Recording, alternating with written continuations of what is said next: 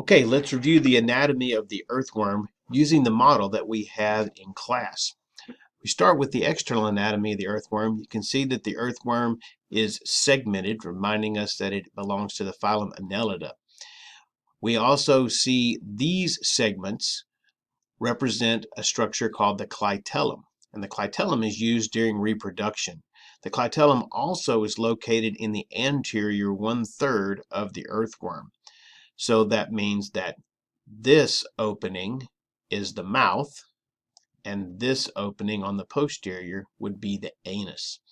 So if we look at the rest of the digestive tract, we can see that the mouth leads to this organ called the pharynx, and the pharynx leads to the esophagus that you can see running underneath here. The esophagus leads to the two-part stomach. The first part of the stomach is the expandable crop, followed by the very muscular gizzard that is used for grinding.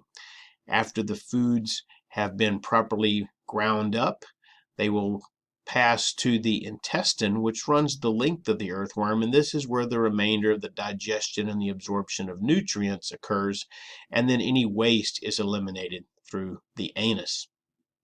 We can see that the segmentation evident on the outside of the earthworm is also present on the inside, as each of the metameres or segments possesses a structure called a septum, dividing it on the inside.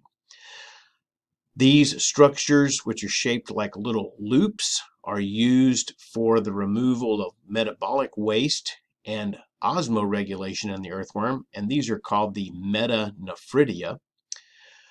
We can see the circulatory system of the earthworm consists of these 5 aortic arches or hearts, which pump the blood through these vessels. And you can see this vessel running here, denoted by this arrow. This is the dorsal blood vessel.